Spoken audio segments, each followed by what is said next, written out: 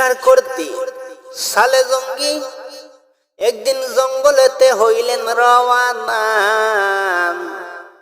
আরে সালে জঙ্গি শিকার করিয়া যখন জঙ্গলটা কি বাইর হইয়া এক নদীর কিনারে দিকে হইলেন রওয়ানা। আরে নদী দিকে বাইসা গেল একটি আনোয়ারের ফল। আনোয়ারের ফল দেখিয়া সালে জঙ্গি করে হায় রে হায়, পেটের কুদায় সালে জঙ্গি সেই আনোয়ারের ফল হাতে উঠায়। হাতে লইয়া সালে জঙ্গি কোন কর্ম করিলেন, সেই ফলটা কি দেখুন বিসমিল্লাহ বলিয়া সেই ফলটা খাইতে লাগিলেন।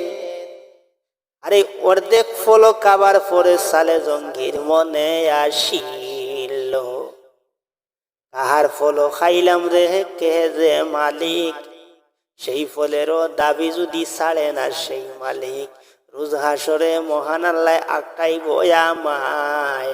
আরে সেই কথা বলে যখন সালে জঙ্গি মুসায়, এই কথা বলিয়া যখন সালে জঙ্গি মুসার মনে আসিল, কত ফল যখন রে ভাই নদী বাসিয়া যায়, কত ফল যখন রে ভাই গাছের তলে পয়সা যায়।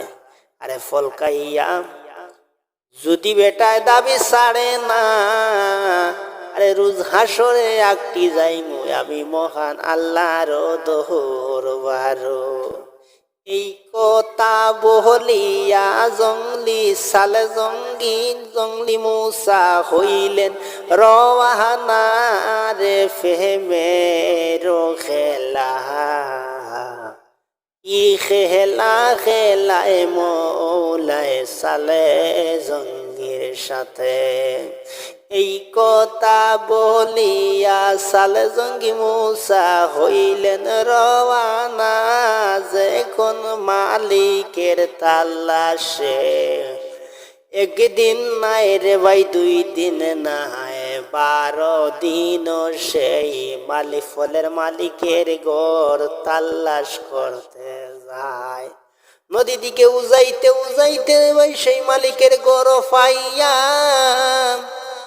সামনে দেখে নদীর কিনারে একটি আনোয়ারের ফলের বাগান।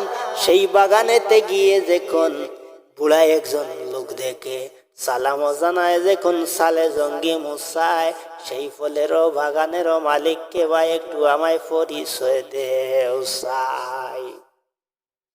সালে জঙ্গি মুসারে দেখিয়া সেই বোটায় বলে সেই মালিক, সেই ফলের বাগানের মালিক আমি রে বেটা, কিসের জন্য আইসো বাবা একটু বলো না।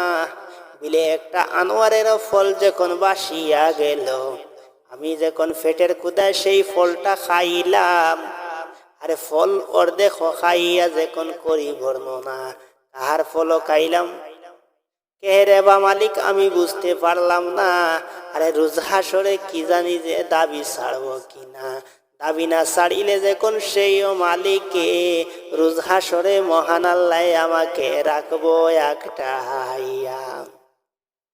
সেই ফলের বাগানের মালিক করে হায় রে হায়, কত ফল যখন নদী দিকে ভাসিয়া যায়, কত ফল যখন রে ভাই গাছের তলে ফসিয়া যায়। এমন একজন বেটা আইলো ফলের দাবি ছুটাইতে, আমি এমন কথা কইয়া বইতাম এই জাগাতে।